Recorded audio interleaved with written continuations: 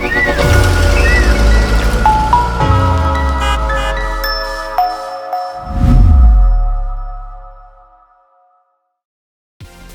would like to think that together as a business community, we can all be certainly very aware of reducing our water usage and using it as sparingly as we can. We started our artificial turf project roughly 5 years ago in the park.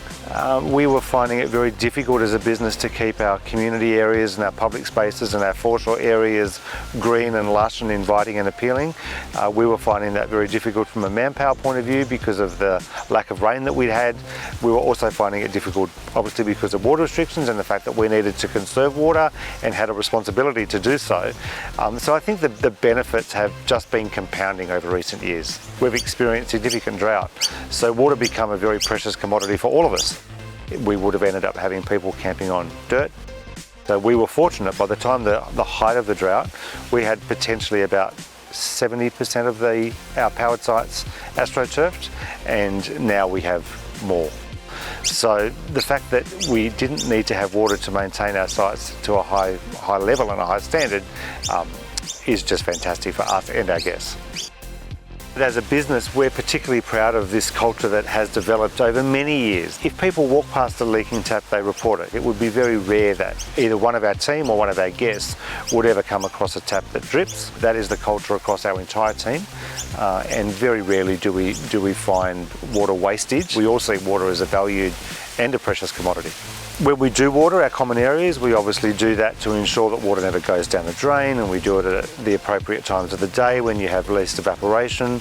We also, things in our pool area, we have water witches. Always make sure our water witches are turned on, which keeps our pool at a constant level.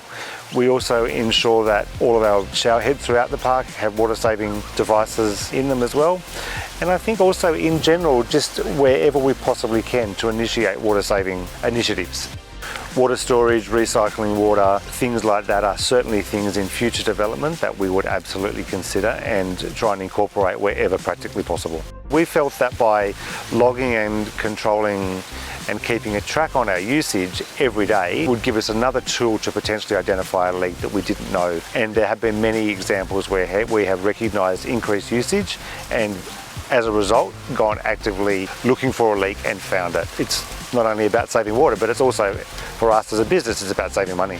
I think the smart meter is an outstanding initiative. We're very excited to have a smart meter installed, and we're currently in the process of rolling out the reporting and what reporting and benchmarks and parameters we'll put around that meter.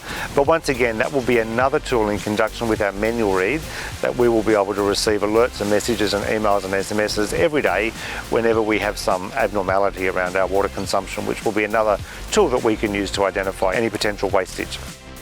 If we all play our small and active part, together we can conserve that precious commodity that water is.